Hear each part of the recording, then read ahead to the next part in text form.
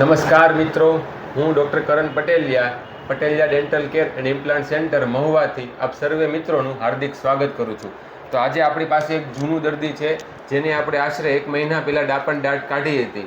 તો આજે દર્દીને જ પૂછે કે સારવાર કર્યા બાદ તેમનો કેવો અનુભવ રહ્યો. શું નામ તમારું ભાઈ? રાજુભાઈ. કયું ગામ? ઉમણિયાવદર. કેટલા વર્ષની ઉંમર તમારી? 32 વર્ષની. હવે તમને અહીંયા આપણે ડાપણ દાઢ કાઢી એ પહેલાં તમને શું તકલીફ પડતી હતી? દુખાવો વધારે થતો હતો. દુખાવાના કારણે મારે તકલીફ બહુ હતી. અને ઉપરની દાઢ આપણે કાઢી તો તમને ગાલમાં ખૂંચવાનો પ્રશ્ન હતો? પૂરેપૂરો. ગાલમાં આખો દિવસ વાગતી એટલે તમારે ગાલમાં ચાંદુ પડી જતું, એ પ્રશ્ન વધારે હતો.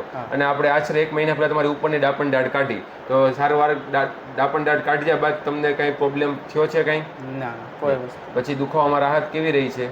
રાહત બરાબર. તમે જે કીધી પરેજી મેં રાખી એટલે મારે કાંઈ તકલીફ પડી નથી. પછી કઈ તકલીફ નથી પડી.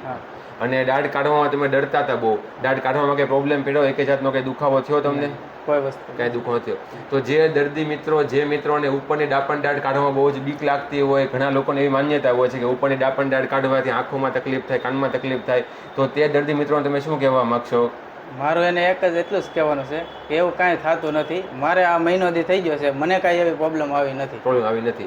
આ રોજ માટે તમારે ગાલમાં ઘસાતી, ચાંદુ પડતું, હવે કાયમી માટે શાંતિ થઈ ગઈ છે, કઈ તકલીફ પડી નથી.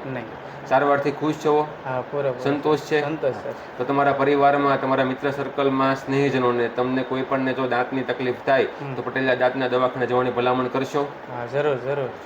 તો મિત્રોને એકવાર જય સિયારામ કહી દો. જય સિયારામ.